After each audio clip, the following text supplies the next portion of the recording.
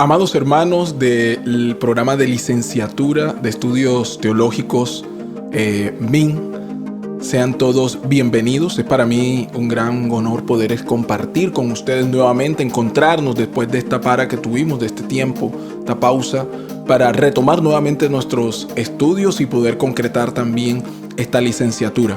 A Dios sea la gloria y quiero iniciar este espacio dándole gracias al Señor por poder comunicarme al menos de esta forma con cada uno de ustedes y además porque ustedes han dispensado bien recibirme en sus hogares. Para esta ocasión vamos a estar escudriñando lo concerniente a las epístolas paulinas. Vamos a estar observando todo lo que son las cartas pastorales o las epístolas pastorales, y en mi caso me ha correspondido poder compartir con ustedes la primera carta que el apóstol Pablo hace a Timoteo, primera de Timoteo, y vamos a observar el capítulo 1. Antes de entrar en materia, quisiera poner este tiempo en las manos del Señor. Acompáñenme a hacer una oración muy corta, muy breve, para dar inicio a este espacio. Padre Dios que estás en los cielos, te damos gracias, Señor, porque nos has permitido estar compartiendo como hermanos, como familia en la fe, pero también, Señor, como juiciosos estudiantes de tu palabra. Oro, Dios, para que este año nuevo, Señor, este 2021, donde nos queda o nos resta ya por culminar este último módulo, tú nos permitas a todos los estudiantes de licenciatura poder alcanzar satisfactoriamente cada una de las cosas que nos han sido confiadas y entregadas. Oramos, Señor, para que este estudio pueda sumarse a esa formación que tú estás teniendo de cada uno de nosotros y esto pueda repercutir en hijos, en hombres y mujeres ceñidos a tu palabra y que podamos caminar en integridad. Gracias, Rey, porque este conocimiento aspiramos, Dios, que no se vaya en saco roto, sino que sea de aprovechamiento y transforme nuestras vidas y nos permita poder presentar de una manera más eficiente y eficaz la gracia que nos ha sido dada, tu palabra, Señor, y poder compartir y extender tu reino. En el nombre de Jesús te damos muchísimas gracias. Amén y amén.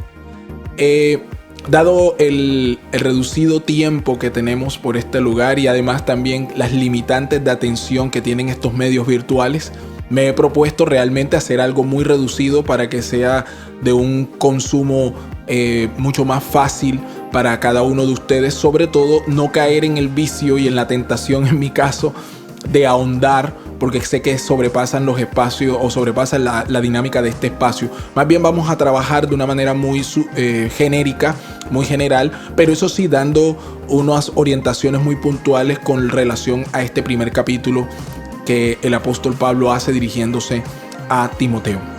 Entonces, para su aprovechamiento quisiera compartir con ustedes la parte de una especie de marco general histórico en donde está ubicada esta carta, esta epístola. Entonces, quiero que mire conmigo esta imagen. Usted puede observar aquí que está señalado Éfeso. ¿Por qué? Porque Timoteo sirvió como pastor en esta iglesia, en la iglesia en Éfeso. Al momento en que Pablo escribe su primera epístola al hermano Timoteo, este se hallaba pastoreando esta iglesia. Luego de ser liberado de su primer encarcelamiento en Roma, que lo encontramos en Hechos capítulo 28, verso 30, Pablo revisitó algunas de las ciudades en las que él había ministrado, incluyendo a Éfeso. Pablo dejó encargado a Timoteo en esta ciudad para que tratara con los problemas que se habían levantado en la iglesia de Éfeso, tales como la falsa enseñanza, desorden en la adoración, la necesidad de líderes bien calificados y el materialismo en el que se hallaba esta ciudad. De acuerdo a Hebreos capítulo 13, verso 23, Timoteo fue encarcelado en algún lugar y luego fue puesto en libertad. Algo del trasfondo también que tenemos en esta carta a Timoteo es que esta iglesia de Éfeso fue fundada en el primer viaje que Pablo y Priscilas y Aquilas estuvieron trabajando con él. En la parte pastoral podemos encontrar que Pablo estuvo trabajando en la iglesia en Éfeso durante 3 años. También estuvimos viendo por el resumen que nos encomendó el hermano pastor Luis, donde estábamos viendo que esta iglesia fue fundada en esta ciudad alrededor del año 61 después de Cristo. Y Pablo visita a Éfeso y deja a Timoteo como pastor alrededor del 64-65 después de Cristo. Es decir, que al segundo año en el que esta iglesia, como al tercer año de que esta iglesia fuese fundada, ya se empiezan a ver las primeras crisis que generan el que Pablo tenga que actuar y dejar a su joven Timoteo, a su aprendiz aquí. Pablo escribe a Timoteo en Éfeso desde Macedonia, ya también lo podemos ubicar, esto no es una especulación, es algo que está establecido por el propio apóstol en sus salutaciones. Y esto nos da a entrever que esta carta fue escrita alrededor del año 66 después de Cristo, es decir, un año después de que Timoteo fue dejado por el propio apóstol en este lugar. Y la carta que nosotros encontramos relacionada en el Apocalipsis, por ejemplo, es la carta del ángel que que el Señor Jesucristo envía al ángel de la iglesia en Éfeso, que nosotros lo encontramos en Apocalipsis. Estamos ubicándola o fechada en el año 95 después de Cristo. Es decir, ya estos acontecimientos habían ocurrido muchísimos años antes, y la carta que envía, o esta carta que envía el Señor, sabemos nosotros, tomada desde luego por Juan en su exilio en Patmos, se hace en el 95. Esto para que usted pueda tener un marco y pueda ubicarse muchísimo mejor. Entonces entremos en materia, desde luego, ubicándonos en nuestra primera carta. El contenido de la primera carta en cuanto al capítulo 1. Aclaro, porque me voy a referir estrictamente al capítulo 1, que es la parte que se nos ha señalado o se me ha señalado para que pueda compartir con ustedes y presentar. He tomado la libertad de hacer unas divisiones para poder tener un acercamiento más apropiado y poder también tener un análisis de una manera más general de este capítulo primero. Entonces comparto con ustedes la siguiente imagen, comparto esta división. Podemos observar que desde el versículo 1 al versículo 2 he dividido esto como salutaciones. Esta también corresponde a las divisiones que encontramos en la propia Reina Valera. Algunas de ellas, otras simplemente por contenido la he dispuesto de esta forma. Entonces, nuevamente volvemos a la imagen y mire lo que va a encontrar allí. Del versículo 1 al versículo 2 vamos a tener las salutaciones del apóstol Pablo, sus muy frecuentes salutaciones. Del versículo 3 al versículo 4 ya entramos en lo que consideramos la denuncia. Estas son las denuncias que hace el apóstol frente a los que enseñan diferente doctrina. Luego del versículo 5 al versículo 11 vamos a hallar el propósito de este mandamiento que Pablo le da a Timoteo, de que mande a no enseñar diferente doctrina. Y esta situación va a estar confinada a un propósito, que es un corazón limpio, una buena conciencia y una fe no fingida. Luego del versículo 12 al 17, Pablo ahora se toma el tiempo para afirmar su apostolado que le fue dado en la gracia que es en Cristo Jesús. Y luego del versículo 18 al 19 encontraremos una reiteración de este mandamiento que encontramos en el versículo 3, ahora en modo de exhortación. Entonces vamos a encontrar que el apóstol le dice a Timoteo que debe procurar tener una fe y una buena conciencia. Y finalmente el versículo 20, con el que cierra este capítulo, vamos a encontrar aquí que es una solemne amenaza. Esta solemne amenaza ya la vamos a ver en qué consiste y cuál fue la motivación que tuvo el apóstol para poder hacerla de esta manera. Entonces, acompáñeme a poder revisar ahora sí los versículos. No voy a hacer un análisis versículo por versículo, ni tampoco palabra por palabra. Ya esto lo aprendimos nosotros cuando estuvimos estudiando el tema del módulo de hacer una exégesis. Entonces no vamos a hacer una exégesis por cuestión de tiempo, pero vamos a tratar de ampliar algunos de estos conceptos en estas subdivisiones que traje amablemente para usted. Entonces acompáñeme a poder mirar estos versículos así como lo hemos agrupado. Muy bien, en la sección número 1, que es la salutación, nosotros podemos observar aquí que el apóstol Pablo, como es muy recurrente, hace sus saludos. Pero algo que me llama mucho la atención y que tiene que ver también con una de las formas en que la epístola de primera de Timoteo está siendo vista por los grandes eruditos, es que históricamente se ha digamos, visto o enseñado que esta carta fue dirigida estrictamente para el apóstol Timoteo.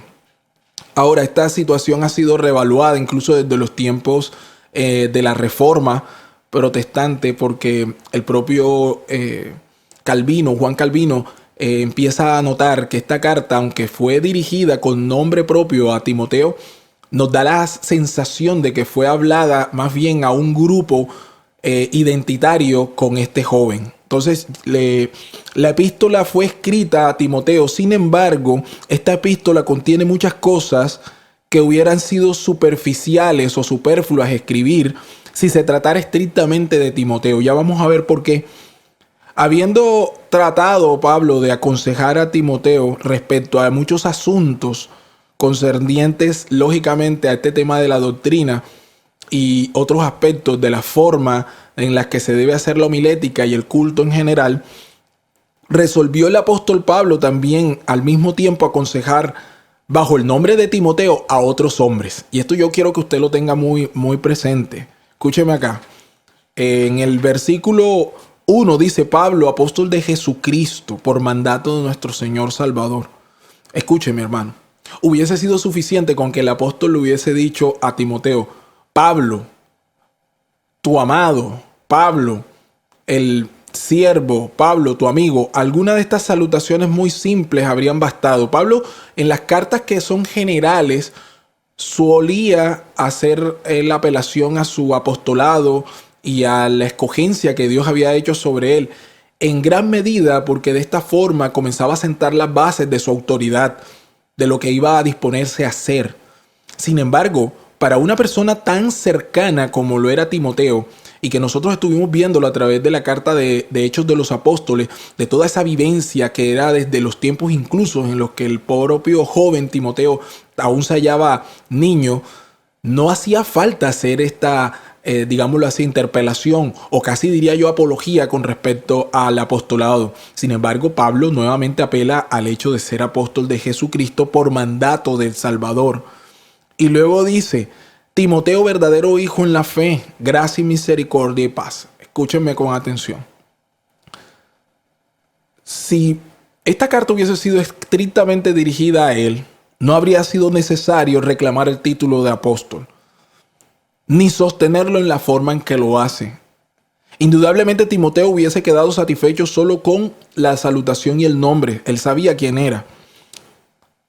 No tenía necesidad el Timoteo de pruebas contundentes acerca de quién era el apóstol, ni de convencerse acerca de su postura pastoral. Sin embargo, estos pensamientos evidentemente no están dirigidos a la persona de Timoteo que usted y yo conocemos, el Timoteo histórico viviente, sino más bien se está refiriendo a otras personas. Están dirigidos principalmente a otros que no estaban dispuestos a escuchar de viva voz lo que el propio Timoteo sí estaba dispuesto. En otras palabras, estas salutaciones no están dirigidas hacia el receptor inicial de esta carta, sino más bien a quienes la escucharían de viva voz de él. Timoteo sería algo así como una especie de cabeza federal de la iglesia en Éfeso.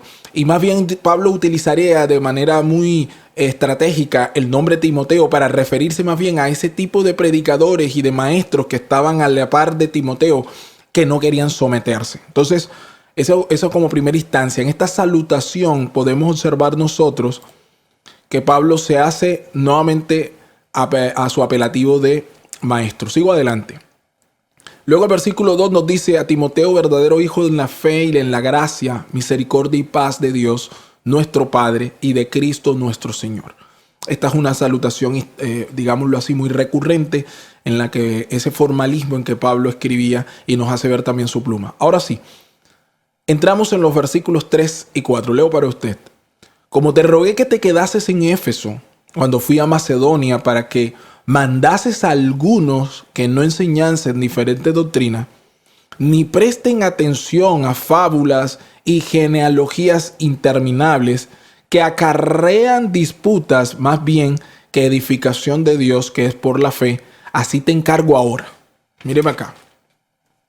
Me encanta porque estos dos versículos condensan de alguna manera la sensación que tenía Pablo al escribir la urgencia, la sensación de urgencia y de necesidad profunda que tenía el apóstol a escribirle a Timoteo. No se olvide que Pablo está en Macedonia y está preso. Y no se olvide además que si usted se da cuenta, entre esta introducción breve, esta breve salutación, Pablo va directo al grano.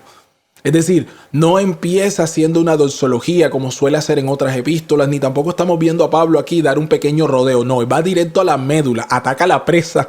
Esto muestra también la urgencia, el sentido de necesidad que tenía Pablo de tener que abordar esta problemática, lo cual plantea que era una problemática seria, profunda y que le inquietaba a él. Entonces él va a decir, como te rogué que te quedases en Éfeso. Esto de te rogué nos da a nosotros a entender, y lo podemos observar trasladando también un poco los acontecimientos históricos, leyendo a Lucas en el libro de Hechos de los Apóstoles, porque allí se nos dan pinceladas que nos ayudan a poder redondear este cuadro. Pablo ruega a Timoteo porque, en otras palabras, Timoteo no quería quedarse, y tiene todo el fundamento del mundo.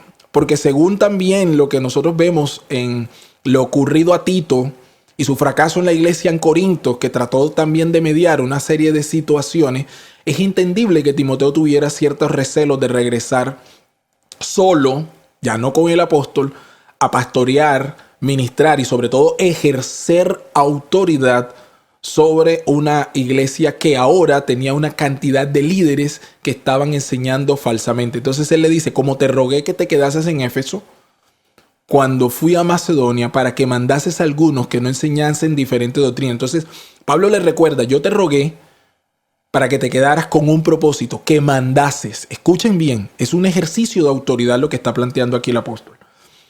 Le dice que te encomendé que mandases a no enseñar otra doctrina. Yo tengo aquí en mis notas, permítanme, y leo, porque encuentro que en el aspecto, digamos, histórico, cuando se hace esta carta, cuando se ha estudiado, a este segmento, estos dos versículos, el 3 y el 4, se le conoce normalmente como la heterodidaskalein. Escúcheme bien, heterodidaskalein. Ese es el acento. Heterodidaskalein, que es una palabra griega que básicamente lo que quiere decir es enseñanza diferente. No es solamente una herejía perversa la que estamos hablando aquí, sino que era un sistema, como le llamaban los griegos, una paideia completamente antagónica al evangelio de Jesucristo. Lo peor del asunto es que nuevamente los protagonistas de esta deuteropaideia o esta enseñanza diversa son los judíos. Mire con atención el versículo 4. Ni prestes atención a fábulas y genealogías interminables que acarrean disputas, más bien que edificación de Dios, que es por la fe. Así te encargo ahora. Es decir, antes te dije, ve a Éfeso y manda que no enseñen una heteropaideia, que enseñen otra doctrina. Y ahora, ya vimos nosotros por el contexto anterior que unos 2 años después Pablo le está escribiendo nuevamente a Timoteo porque el asunto no se había solucionado en los años que había estado Timoteo al frente de Éfeso. Luego le dice en el versículo 5, ok, hago la pausa aquí, el versículo 3 y 4. Entonces aquí estamos observando la médula del problema, que era un asunto de enseñanza, era un asunto doctrinal. Entonces Pablo tiene un afán para que estas cosas se puedan librar. Luego el versículo 5 y 11 nos plantean el propósito. Lea conmigo, dice, pues el propósito de este mandamiento, ¿cuál mandamiento? El que Timoteo mandase a no enseñar diferente a lo que se ha establecido. Lo que llamaría el apóstol Lucas, cuando escribe Hechos de los Apóstoles, la doctrina de los apóstoles, palabra que retomaría posteriormente el apóstol Pablo. ¿Bien? Entonces, o más bien al revés, el apóstol Pablo utilizaría esta palabra y cuando Lucas está haciendo su escrito, está compilado, la interioriza y la acuña, el fundamento de los apóstoles o la doctrina de los apóstoles. El fundamento es la palabra que usa Pablo y la doctrina es la que utiliza Lucas. Entonces, esta enseñanza era la vitalidad, era la columna vertebral a la hora de construir la iglesia, y quien se saliera de esto estaba creando básicamente una adulteración del evangelio.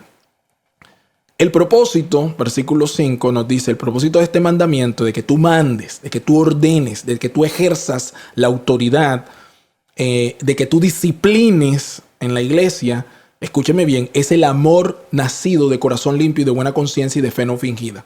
Y esto toma muy por la solapa el pensamiento que hoy pulula dentro de la iglesia evangélica, y es que hay un terror a de una u otra manera corregir cuando las doctrinas están siendo atacadas, o peor, cuando se están enseñando de manera equívoca.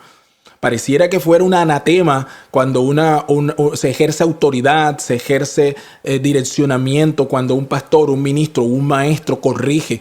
Entonces es que se ha señalado de que no hay amor, que es orgulloso, porque ha crecido de una manera una maleza vulgar dentro del pueblo de Dios, dentro de la conciencia de los hombres cristianos. Ha crecido esa maleza de creer que cuando se corrige es una ausencia de amor, que apelar a la doctrina es radicalismo y es falta de amor, que apelar a la verdad y al fundamento es una ausencia de tener esa, digámoslo así, esa hermandad, que eso divide, que eso protesta. Y es todo lo contrario. Hermanos, lo que nos está diciendo el apóstol Pablo es que cuando las doctrinas falsas empiezan a crecer, marchitan la buena fe y la buena conciencia de la iglesia, y esta es la que lo divide. Cuando múltiples líderes comienzan a hablar, cada uno de acuerdo a su corazón, postura, pensamientos y opiniones, y no se ciñan a la verdad, es cuando estamos empezando a crear divisiones que van a dar a luz más adelante. Seguimos. El versículo 6 dice, de las cuales cosas, desviándose algunos, se apartaron a vana palabrería. Y eso creo que hoy lo estamos viendo nosotros, lamentablemente, desde los púlpitos. Queriendo ser doctores de la ley, sin entender ni lo que hablan ni lo que afirman. Pero sabemos que la ley es buena si se usa legítimamente. Entonces, Pablo plantea el carácter de estos hombres que se jactan de ser de alguna manera cuidadosos de la ley. Y esto ya revela otro aspecto importante que tenemos presente, y es que quienes promovían esta situación de esta doctrina adulterada, de esta falsedad o doctrina equivocada, eran judíos. Porque podemos observar con las pinceladas que da el apóstol que contra los que estaba luchando el propio Timoteo eran judíos. Eran estos hombres que, teniendo un conocimiento previo y un bagaje de la práctica judía, querían judaizar al pueblo y mezclarlo, un poquito de cristianismo, un poquito de la paideia de Cristo con un poquito de lo que trae el judaísmo, pero de una manera perversa, no de una manera como nos lo plantea el Nuevo Testamento, sino de una manera acomodada a los deseos y a los anhelos personales y a las disputas que ellos traían. Ahora, si usted va conmigo a los versículos 12 en adelante, vamos a encontrar a Pablo haciendo una apología de sí mismo, de su ministerio. Versículo 12 dice, doy gracias que me fortaleció, al que me fortaleció, a Cristo Jesús nuestro Señor, porque me tuvo por fiel poniéndome en el ministerio. Habiendo yo sido antes blasfemo, perseguidor e injuriador, mas fui recibido en misericordia porque lo hice por ignorancia, e incredulidad. Pero la gracia de nuestro Señor fue más abundante con la fe y el amor que es en Cristo Jesús. Palabra fiel y digna de ser recibida por todos, que Cristo Jesús vino al mundo para salvar a los pecadores, de los cuales yo soy el primero. Entonces Pablo aquí se coloca en su lugar y establece primero, se identifica como un pecador que ha sido salvado por gracia. Él, a diferencia de los otros que reclamaban estos títulos y reclamaban de alguna manera toda la atención sobre sí, Pablo coloca los reflectores inicialmente en sí, pero para mostrar su ignominia, su pecado, su ineficiencia, su ignorancia. Esto es importante porque está haciendo un terrible contraste entre los líderes que estaban en ese momento azotando a la iglesia en Éfeso y cómo era la verdadera actitud de un apóstol consagrado y llamado por Jesucristo. Por eso va a decir palabra fiel y digna de ser recibida. Dice que Jesucristo vino a salvar a los pecadores y él agrega, de los cuales yo soy el primero. Él no se estaba homologando una suprasantidad como lo hacían en esos tiempos los otros líderes, sino más bien él partía, yo soy un pecador al igual que ustedes, pero que ha sido salvado por gracia. Versículo 16 dice, pero por esto fui recibido a misericordia. para que Jesucristo mostrase en mí el primero de toda su clemencia, para ejemplo de los que me habrían de creer en Él para vida eterna. Entonces ahora Él cambia el argumento. Inicialmente se identifica con los pecadores, pero establece: ya no soy un pecador, sino más bien que fui un escogido. En la clemencia de Dios he sido escogido para ser el primero en anunciar este mensaje.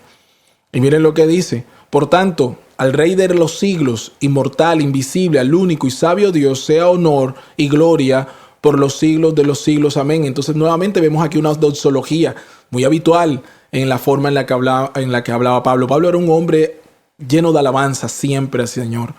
Y el versículo 18, hay nuevamente la exhortación del versículo 3. Esto es como si fuera una elipsis, ya Pablo va cerrando la idea y él le dice: este mandamiento, hijo mío, te encargo para que conforme a las profecías que hicieron antes en cuanto a ti, milites por ellas por la buena conciencia. Le reitera: Timoteo, tienes una labor que hacer y debes hacerla bien y debes hacerla por motivos de buena conciencia. El mandamiento que te di cuando te dejé sigue vigente. Manda, exhorta, disciplina a que no enseñen cosa diferente que no sea Cristo y a este resucitado. Y luego cierra, como decíamos, con una solemne amenaza. Escúcheme bien. Dice: manteniendo la fe y buena conciencia, desechando la cual, es decir, esta buena fe y esta buena conciencia, los que la desecharon, dice Pablo, que naufragaron en cuanto a la fe. Y luego el versículo 20 está la amenaza. Escuche bien: de los cuales son Himeneo y Alejandro, y va a utilizar una denuncia con nombre propio, a quienes intrigué a Satanás para que aprendan a no blasfemar. Hombres que le resistieron y que fueron mucho más allá incluso a la hora de hacer sus doctrinas, porque ya entraron en completa antagonía, no solamente con el apóstol, sino con el mensaje en sí. Ya eran herejes plenamente identificados. Entonces, este primer capítulo aborda la temática principal en la que esta carta va a estar trabajando, y es la corrección y disciplina y amonestación de una serie de líderes que se habían desviado y que tenían buen nombre y gozaban del reconocimiento de la iglesia, pero aún así estaban desviados y necesitaban ser llamados nuevamente a cerrar filas al evangelio glorioso, que es la palabra que va a utilizar el apóstol Pablo aquí. Ese menosprecio por el evangelio, tratando de minimizarle para poner la atención sobre las fábulas y vanidades y supersticiones que lo único que hacían era conducir a la impiedad y conducir a las discusiones banales. Es ese evangelio al cual Pablo ahora está apelando para que los oyentes puedan entender como glorioso, como mucho más significante y más digno por estudiar y aprender y de recibir con solicitud que todas las truanerías y todas las fábulas que estaban levantando estos otros líderes. Esto es de una manera muy superflua, mis hermanos, de cómo está bosquejado el primer capítulo. Desde luego, este primer capítulo, si usted lo fuese a exponer, a hacer una exposición, una predicación expositiva, versículo a versículo, sería obviamente de un gran impacto y sobre todo de una gran edificación para la iglesia. Yo tuve la fortuna también de predicar este primer capítulo. Estuvimos estudiando hace unos años atrás en la iglesia en la cual pastoreo también, y fue de una gran bendición. Mis hermanos, esto ha sido todo por hoy. Espero que usted la haya pasado bien, al igual que yo, pudiendo mirar este breve resumen, como su nombre indica, era un resumen de este capítulo 1, de este análisis generalizado de cómo está inmersa estas temáticas. Y le invito a que usted pueda leerlas y pueda también escudriñarlas para su edificación y aprensión. Que Dios le bendiga, que el Señor le guarde, y nos estaremos viendo próximamente si el Señor así nos lo permite. Bendiciones, mis hermanos de licenciatura.